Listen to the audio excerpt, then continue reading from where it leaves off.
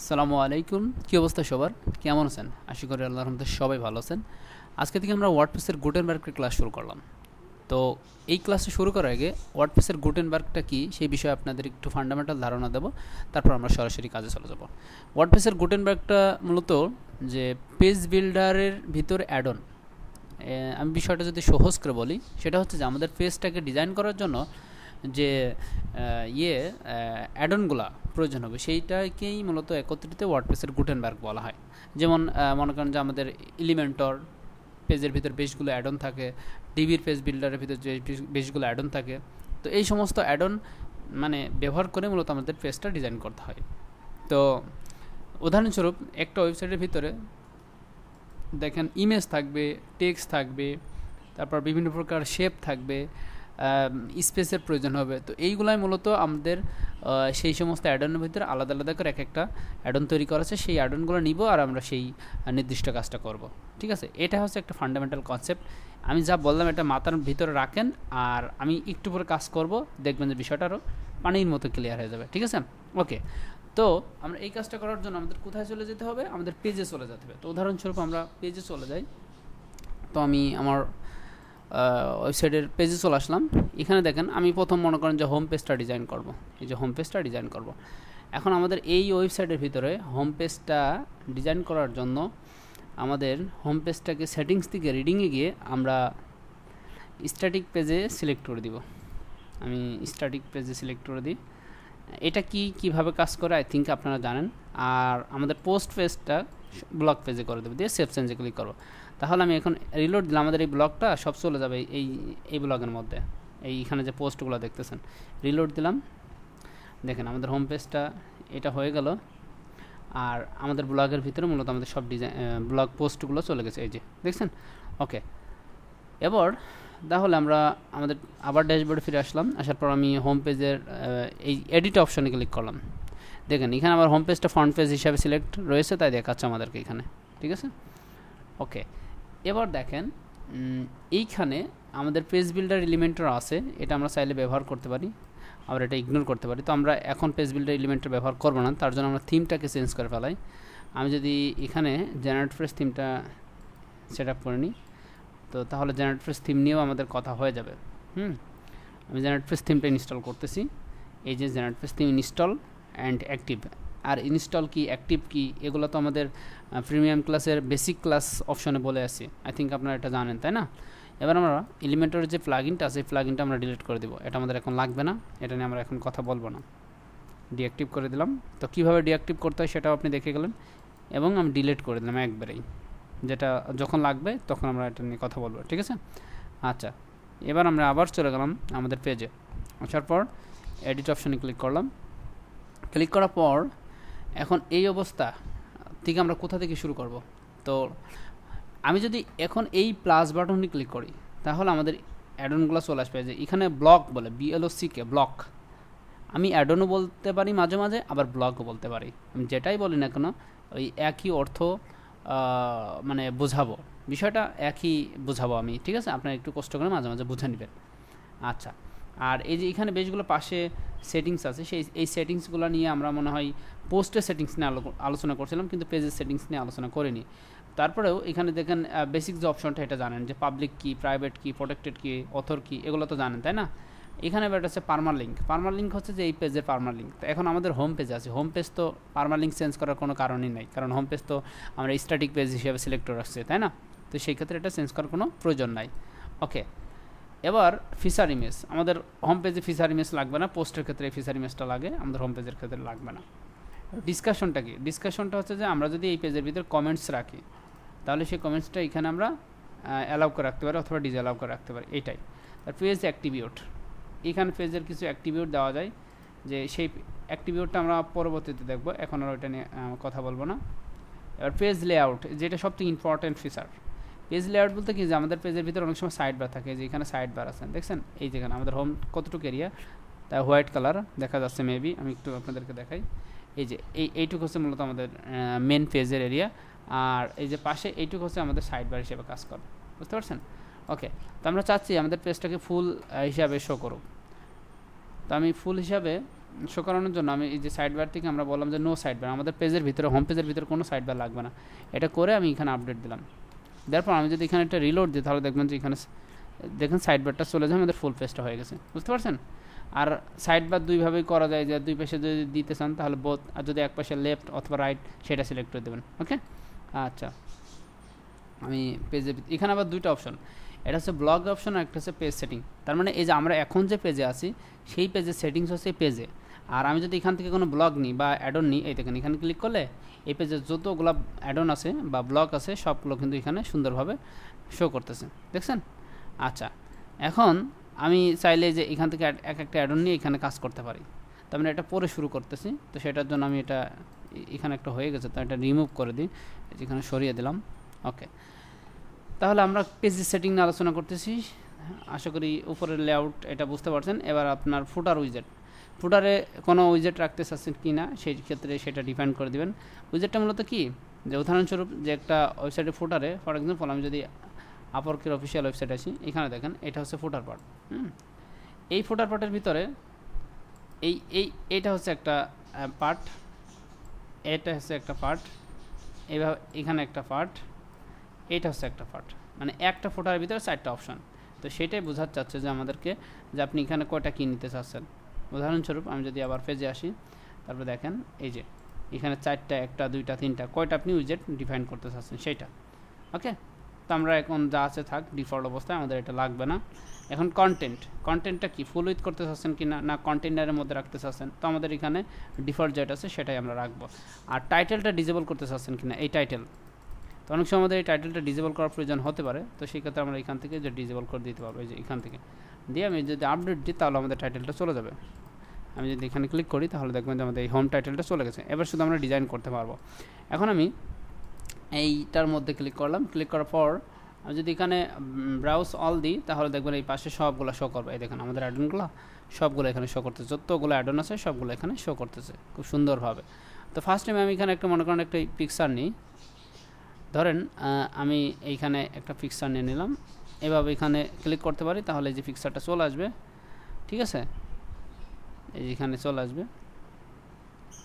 এখন এখান থেকে অনেকগুলা ডিজাইন আমরা দেখে দেখে যে এখানে মাউসের কার্সার রাখলে আমাদেরকে দেখাচ্ছে এক্সাম্পল হিসাবে যে আমি কীভাবে কী ডিজাইন করতে পারি, হ্যাঁ কোনটার কী কাজ সেটা দেখাচ্ছে। তো আমি এখানে আপলোড করলাম, আপলোড করলে আমাদের পিকচার এখানে ইয়ে করতে বলবে, সিলেক্ট করতে বলবে। উদাহরণস্বরূপ আমি যদি এই পিকচারটাকে নিই, এইখানে এটা দিলাম, তারপর এই পিকচারটাকে আমরা আবার এডিট করতে পারি আমাদের প্রয়োজনে। এখানে পিকচারটা আসুক, অনেক বড় পিকচার, এখানে একটু সময় নিচ্ছে, দেখেন এখানে পিকচারটা চলে এসেছে। এবার যদি আমি আপডেট দিই তাহলে আমি যদি এখানে রিলোড দিই তাহলে দেখেন আমাদের উপরে একটা পিকচার চলে আসবে, এই যেখানে আমাদের ডিজাইনের ভিতরে একটা পিকচার চলে এসেছে, দেখছেন। ওকে, এখন এই পিকচারটাকে আমি যদি রাউন্ড করতে চাই, এখন কিন্তু ব্লগ সেকশন, এখন কিন্তু পেজ সেকশনে নেই, দেখছেন অটোমেটিকলি আমি যখন ক্লিক করবো তখন কিন্তু এটা ব্লগ সিলেক্ট হয়ে যাবে। আমি যদি এখন পেজে যাই তাহলে আমাদের এই পেজের ভিতরে যে এসেনশিয়াল সেটিংস আছে সেইগুলো মূলত এখানে শো করতেছে। আর আমি যদি এরপরে ক্লিক করি তাহলে দেখবেন যে অটোমেটিকলি এটা সিলেক্ট হয়ে আছে, দেখেন এই মানে এখানে অটোমেটিকলি সেটা চলে আসবে, আবার মাঝে মাঝে ম্যানুয়ালে আনতে হয়, এই যে। তো আমি যদি এখন ইমেজটাকে রাউন্ড করতে চাই তাহলে যে এখানে ক্লিক করলে এটা রাউন্ড হয়ে যাবে। তারপর আমি যদি কোনো স্টাইল দিতে চাই রাউন্ডের ভিতরে, তো সেটা আমি এখানে দিতে পারবো, অথবা ডিফল্ট রাখতে পারবো, নট সেট, এরকম এগুলো দিতে পারবো, হ্যাঁ। ওকে, এবার এখানে ইমেজের ভিতরে অল্টার টেক্সট আমি জাস্ট বললাম যে হিরো ইমেজ অথবা banner image, BNR banner IMAGES images. আচ্ছা, এবার ইমেজটা কোন সাইজে লাগবেন, থাম্বনেল না মিডিয়াম না ফুল সাইজ। আমি যদি চাই ফুল তাহলে ফুল, আর যদি চাই থাম্বনেল তাহলে থাম্বনেল আকারে যে ছোট্ট হয়ে আসতেছে, দেখছেন। আচ্ছা, আমি যদি মিডিয়াম চাই তাহলে একটু বড় হয়ে আসবে। আবার এখানে পার্সেন্টেজ ডিফাইন করে দেওয়া যায়। তো আমি চাচ্ছি আমাদের মানে অ্যাঙ্গেল আকারেই থাকবে, ডিফল্ট ইমেজটাই থাকবে, এবং এটাকে আমি ফুল সাইজ করে দিলাম। তারপর এখানে আমি 100% করে দিলাম, হ্যাঁ।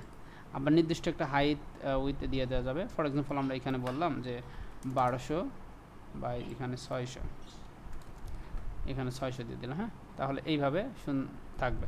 ইভেন আমি চাইলে যে এখানে আমি ড্র্যাগ অ্যান্ড ড্রপ করে ইমেজের উইথ হাইট ডিফাইন করতে পারি সহজেই, ঠিক আছে। ওকে, দিয়ে আমি এবার আপডেট দিলাম। আপডেট দেওয়ার পর এখানে লেআউটটা কি, আমাদের লেআউটটা তো ফার্স্ট টাইমে আমরা ডিফাইন করছি। আমি যদি এখানে একটু আবার রিলোড দিই তাহলে আমাদের ওই এডিট অপশনটা আবার এখানে হাইলাইটস করবে, এডিটের যে রেজাল্টটুকু এতক্ষণ দেখতে চাচ্ছে, ঠিক আছে। আচ্ছা, এবার আমরা এবার আবার ক্লিক করলাম নিচে একটা ব্লক নেওয়ার জন্য। ধরেন আমি এখানে একটা প্যারাগ্রাফ অথবা হেডিং নিতে চাচ্ছি, আমি হেডিংয়ের এইখানে এটা ধরেন এসে সিলেক্ট করে দিলাম। তো আমি এখানে বললাম দিস ইজ মাই সাইট, অথবা কিছু একটা আমি এখানে বলি। ফর এক্সাম্পল আমি যদি এখান থেকে কিছু টেক্সট নিই, এখানে বললাম গুড আফটারনুন, এইটাকে আমি এখানে বসিয়ে দিলাম। এবার এই টেক্সটটাকে আমি ডাবল সিলেক্ট করে দেখেন এখানে আমি বোল্ড করতে পারি, এটাকে লিঙ্ক আপ করাতে পারি, অথবা আমি হেডিং 1 দিতে পারি, এগুলো আমি সব কিছু করতে পারি খুব সুন্দরভাবে। এবার এটাকে আমি যদি চাই যে এটা তুমি সেন্টারে চলে আসবে, এটাই যে এখানে এইভাবে সেন্টারে চলে আসবে সুন্দরভাবে, বুঝতে পারছেন? তারপর এখানে আমাদের এই টেক্সটটা সিলেক্ট থাকা অবস্থায় আমি চাইলে এটা ফন্ট ফ্যামিলি চেঞ্জ করতে পারি। এখানে দেখেন ফন্ট, আমি যদি চাই এখানে যে এক্সট্রা বোল্ড, এটা এক্সট্রা বোল্ড হয়ে যাবে। আর ফন্ট ফ্যামিলি আমি যদি এখানে টাইপোগ্রাফিতে ক্লিক করি, তাহলে যে এখানে রিসেট অল, যদি আমি সব কিছু রিসেট করে দিতে চাই তাহলে এখানে সব রিসেট হয়ে যাবে। হ্যাঁ, তো আমি টাইপোগ্রাফি এখান থেকে যে লেটার স্পেস আছে এগুলো এখানে যা আছে থাক, মিডিয়াম আছে থাক, এগুলো আপনি দেখেন, আপনারা করে নিন। তো যদি স্পেস করতে চান যে একটা ওয়ার্ডের থেকে আরেকটা ওয়ার্ডের ভিতরে স্পেস, তো সেটা আপনি এখান থেকে করতে পারেন। ফর এক্সাম্পল আমি 2 দিয়ে রাখলাম। এবার এখানে লেটারে যে আপনার কি বলে আমাদের আপার কেস লোয়ার কেস, এটা ডিফাইন করার জন্য যে এখানে এটা সিলেক্ট করে দিতে পারবেন। তো আমাদের এটা আছে, আমি এটাই দিয়ে রাখলাম। হ্যাঁ, এখানে বোল্ড থাকলো বোল্ড, তারপর আমি এখানে যে সাইজ এখানে 36 বা 68 এগুলো এখান থেকে আমি দিয়ে দিতে পারি, বুঝতে পারছেন? আচ্ছা, সাইজটা আবার এখানে নর্মালি এখানে ম্যানুয়ালে দিয়ে যায়। ফর এক্সাম্পল আমি যদি এখানে 90 দিই তাহলে দেখেন অনেক বড় হয়ে গেল। আমি যদি এখানে একটু কম দিতে চাই তাহলে এখানে একটু কম দিতে পারবো। এক কথা আমার মতো আমি নিজে কাস্টমাইজ করতে পারি। এবার আমি যদি কালারে আসি, কালারের ভিতরে যেখানে ক্লিক করলাম, এখানে আমি যদি ক্লিক করি তাহলে দেখেন কালার কোড আমি এখান থেকে দিতে পারবো, এই যেখান থেকে কালার কোড বসাতে পারবো। ইভেন আমি অন্য জায়গা থেকে কোথা থেকে কালার কোডও এখান থেকে কপি করে নিয়ে আসতে পারবো, ঠিক আছে? এবার আমি যদি ব্যাকগ্রাউন্ড দিতে চাই তাহলে দেখেন এখানে ব্যাকগ্রাউন্ড চলে আসবে, এই যে।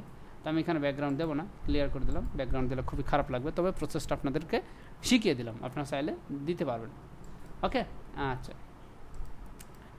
এবার এখানে আমি চাইলে যে এই ব্লকটাকে আমি উপরে দিতে পারি ইমেজের, তাহলে দেখেন এখানে উপরে চলে গেছে। তারপর আমি যদি এখানে আপডেটে ক্লিক করি তাহলে এখানে এটা আপডেট হয়ে যাবে। এবার যদি আমি এখানে রিলোড দিই তাহলে দেখবেন যে আমাদের টেক্সটটা এভাবে এখানে চলে এসেছে, বুঝতে পারছেন? ওকে, তো এইভাবে মূলত আমরা এগুলোকে সুন্দরভাবে মেনটেন করতে পারি। তো আমি মোটামুটি প্রত্যেকটা অ্যাডন নিয়ে কথা বলার চেষ্টা করবো, যেগুলো আমাদের খুব ইসেনশিয়াল সেগুলো নিয়ে আমি কথা বলবো। তারপর আমাদের প্যারাগ্রাফ, আমি এখানে যদি কোনো প্যারাগ্রাফ নিতে চাই তাহলে এখান থেকে সুন্দরভাবে যে কোনো একটা প্যারাগ্রাফ সিলেক্ট করতে পারবো। উদাহরণস্বরূপ আমি এখান থেকে কিছু ডেমো টেক্সট নিয়ে যাই, এটা নিই। ধরেন আমি যদি এইটা এখানে যাই, এখানে দিয়ে দিলাম, এই যে টেক্সটের ভিতরে এখানে দিয়ে দিলাম। তো এই টেক্সটগুলোকে আমি আবার সুন্দর করে মডিফাই করতে পারি। তো আমি এখানে মডিফাই করলাম না, এইভাবে দিয়ে আমি যদি এখানে সেভ দিই, সরি এখানে আমি রিলোড দিলাম, তাহলে দেখেন আমাদের এখানে গুটেনবার্গে এইভাবে চলে আসছে। এখানে মূলত লিঙ্ক আপও করা যায়। ফর এক্সাম্পল যে আমাদের এই লিঙ্কটাকে আমি এখান থেকে কাট করলাম, কাট করে এইখান থেকে কাট করে আমি ধরেন এই যে এই টেক্সটকে আমি লিঙ্ক আপ করাবো, গিভ মোর, এটাকে একটু বোল্ড করে দিলাম, জাস্ট একটু স্টাইল। আপনি যদি চান ইটালিক তাহলে একটু ইটালিক করে দিলাম বাঁকা। এবার এটাকে লিঙ্ক আপের জন্য আমি যে এখানে লিঙ্ক ধরে এখানে পেস্ট করে দিলাম, এবং এটাতে ক্লিক করলে যাতে নতুন ট্যাবে যায় সেটার একটা সেটিংস করে দিলাম। দেওয়ার পর এখানে সেভ দিয়ে দিলাম, দেওয়ার পর এখানে আমি আপডেট দেবো। দেওয়ার পর আমি যদি এখানে রিলোড দিই তাহলে দেখবেন এই লিঙ্কটা গিভ মোর এটার সাথে লিঙ্ক আপ হয়ে গেছে, এবং মাউসের কার্সারকে ক্লিক করলে দেখবেন নতুন ট্যাবে ওপেন হচ্ছে এই দেখেন, ঠিক আছে? ওকে, তো এটা হচ্ছে মূলত মূল বিষয় ছিল। আর আমাদের আরও আছে, অনেকগুলো আছে। এখানে দেখেন আমাদের প্রথম টেক্সটটা কি বড় হবে কিনা, একটা স্টাইল। এই যে প্রথম টেক্সটটা যদি বড় করেন, মানে cap, text cap, drop cap, এটা যদি করতে চান সেক্ষেত্রে আপনি এখানে এটা করে দেবেন, তাহলে একটু সুন্দর দেখা যাবে। আর ফন্ট সাইজটা একটু বড় করতে চান কিনা 20। আর অ্যাডভান্সের ভিতরে গেলে আরও বিষয় আছে, কাস্টম সিএসএস অ্যাপ্লাই করা যায়। কাস্টম সিএসএসটা কি সেটা আমরা নেক্সট কোনো ক্লাসে আলোচনা করব, অথবা আমরা এই ক্লাসের মধ্যে আলোচনা করতে পারি। ফর এক্সাম্পল ধরেন যে এরকম কিছু একটা বলে দিলাম, হ্যাঁ, দেওয়ার পর এখানে আপডেট দিলাম। দেওয়ার পর এই ক্লাসের নামটা আমরা এখান থেকে কপি করলাম, কপি করে আমি যদি এখানে রিলোড দিই, রিলোড দিলে দেখবেন এটা চলে আসবে। আর ইনস্পেক্ট লিমেন্ট করি, আমি যদি ইনস্পেক্ট লিমেন্ট করি, তারপর আমি যদি এখানে আমাদের মূল ক্লাসটাকে ধরার চেষ্টা করি, এখানে ক্লিক করলাম। ক্লাস যেহেতু সেই ক্ষেত্রে আমি যদি এখানে বলি যে কালার, এটাকে কাস্টম সিএসএস বলা হয়, আমি এখানে কালার রেড দিয়ে দিলাম, দেখছেন এখানে মূলত সেটা অ্যাপ্লাই হচ্ছে। তো এই কোডটুককে নিয়ে কোথায় সেভ করব, আই থিঙ্ক আপনারা জানেন এই যে কাস্টমের মধ্যে যে আমরা ওখানে এটা সেভ করে দিতে পারবো, বুঝতে পারছেন? আচ্ছা, তো এইভাবে মূলত আমরা এখান থেকে সিএসএস এডিশনাল সিএসএসে আমরা অ্যাড করে, ক্লাস অ্যাড করে আমরা সিএসএস অ্যাপ্লাই করতে পারি। ওকে, আচ্ছা, এটা হচ্ছে মূল বিষয়। এখন আবার টেক্সটের কালার এই যে এখান থেকেও নর্মালি দেওয়া যায়, এই যে এখান থেকে নর্মালি দেওয়া যায়। তো আমি ব্ল্যাক কালার এই সিলেক্ট রাখি, তারপর এখানে আপডেট দিই। ওকে, আমরা নেক্সট ক্লাসে এলিমেন্টার আমাদের ওয়ার্ডপ্রেসের যে গুটেনবার্গ ভার্সনের যে আর ব্লকগুলো আছে সেই ব্লকগুলো নিয়ে নেক্সট ক্লাসে আলোচনা করবো। আজকে আমাদের হেডিং হয়ে গেলো, প্যারাগ্রাফ হয়ে গেলো এবং ইমেজ অ্যাডনগুলো হয়ে গেলো। নেক্সট ক্লাসে অন্য বিষয়ে আলোচনা করবো। তো সে পর্যন্ত ভালো থাকবেন আর আমাদের সাথে থাকবেন। আসসালামু আলাইকুম ওয়া রাহমাতুল্লাহি ওয়া বারাকাতুহু।